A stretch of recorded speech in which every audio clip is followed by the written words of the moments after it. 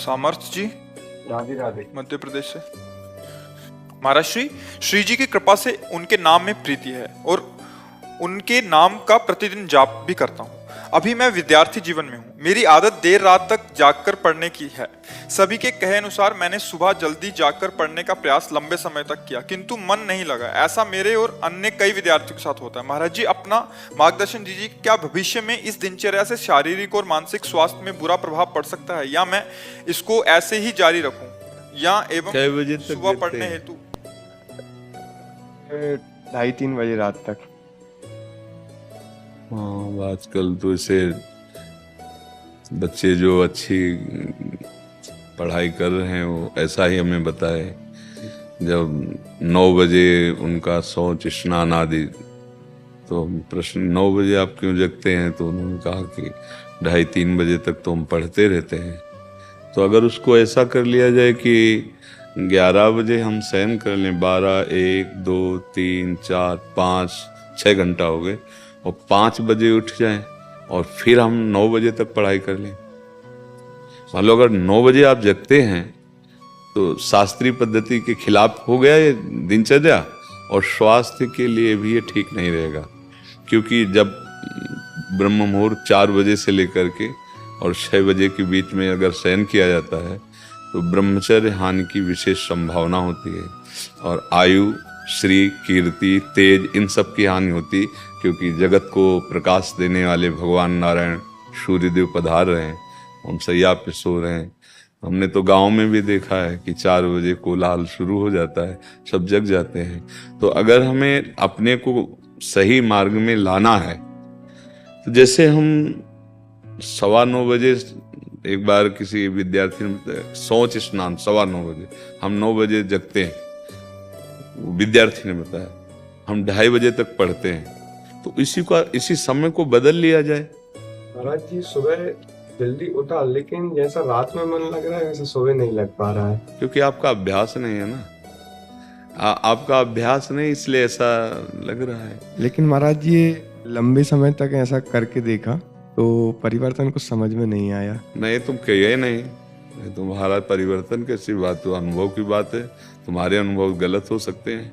अगर हम कह रहे 5 बजे उठे, जल पिया, इसके बाद थोड़ा टहले, थोड़े से 100-200 कदम, शौच गए, इसके बाद व्यायाम आधा घंटा किया, 20 मिनट प्राणायाम किया, अब बैठ जाओ पढ़ने में, एकदम स्मृति नवीन, एकदम क्लियर।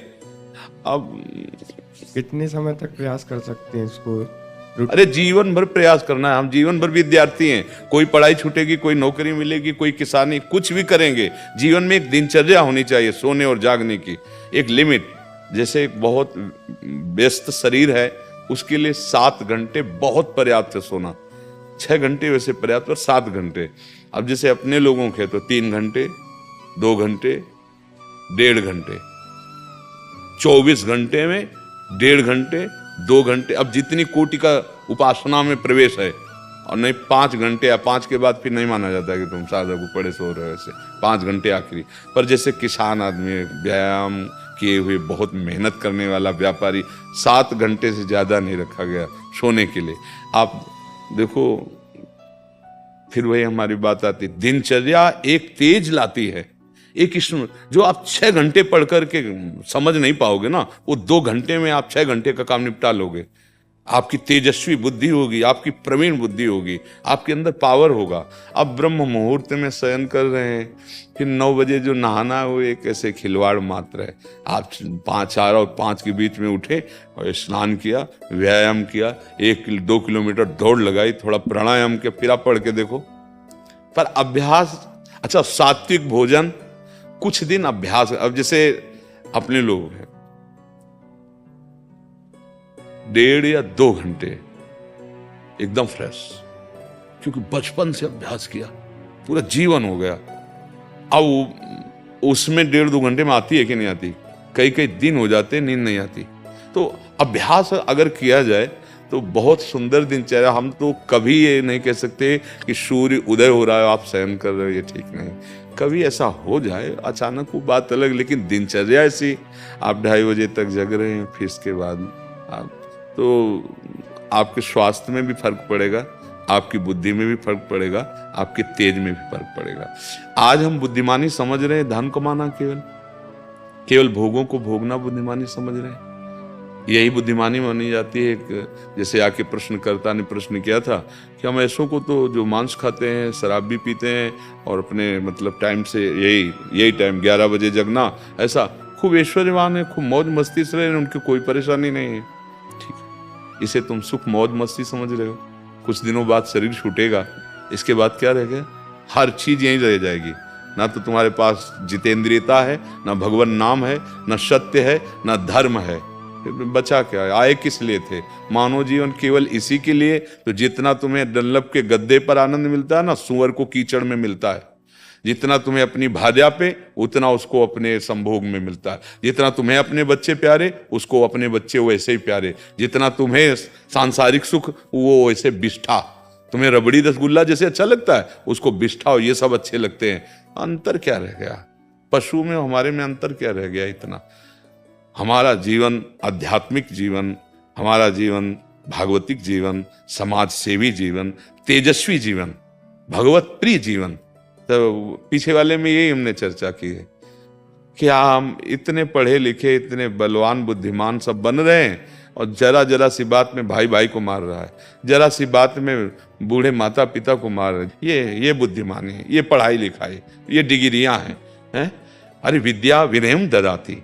अपने माता पिता को भगवान समझकर उनकी आज्ञा, जो आज्ञा, ऐसा कितने बच्चे हैं जो अपने माता पिता के पैरों रोज छूते हैं। साक्षात भगवान घर में बैठे हुए हैं और उनको अवहेलना। ये पढ़ाई हमें तो नहीं समझ में आ रही, क्योंकि विद्या का प्रभाव होता है विनयम ददाति। विनयशील, संयमी, जितेंद्री, धैर्यवान, वो तो बातें समझ में नहीं आ रही। क्यों? अब आसुरी बुद्धि बढ़ रही है, जिसे कहते हैं राक्षसी बुद्धि। माँ नहीं मातु, पिता नहीं देवा, आसुरी बुद्धि बढ़ रही। खान पान गलत हो रहे हैं। अब बच्चा आए हो यहाँ इसलिए प्रश्न किया, इसलिए बता रहे कि अब कोई सुधर जाए तो सुधर जाए, नहीं तो आगे सुधरने के चांस ही नहीं रहेंगे। ऐसी बुद्धि बिगड़ती चली जा रही। शास्त्र आज्ञा करता है 11 बजे के पहले ही आहार हो जाना चाहिए। इसके बाद प्रातः ब्रह्म मुहूर्त के बाद, रात्रि में कोई निशाचर थोड़ी हो आहार विहार। पर अगर ये सब बातें तो फिर समझ में नहीं आती। अब बुद्धि कितनी रह गई? भोग भोगो, खाओ पियो, मर जाओ, बस इतनी रह गई है। आप देखो ना, किसी प्रकार से धन आना चाहिए, वो इन किन प्रकार कैसे हो। बहुत पढ़े लिखे हैं, लेकिन सभ्यता, नम्रता, धर्म, सत्यता, पवित्रता एक लक्षण नहीं दिखाई दे रहे। सुंदरता दिखाई देगी, बनावटी बाहर की, पवित्रता नहीं होगी। बुद्धि है, विवेक नहीं है। बहुत डिग्री है, लेकिन विनय और सभ्यता का लोप हो चुका है। ऐसे माता पिता से, बुजुर्गों से बात करते हैं जैसे कोई पागल आदमी बात करता है। ऐसे अपने बुजुर्गों से ऐसी बात करो कि उनका हृदय लगे कि हमने खवा पिया के, पढ़ा लिखा के बड़ा किया, तो कम से कम वचन से तो मृदु बोला जा रहा है।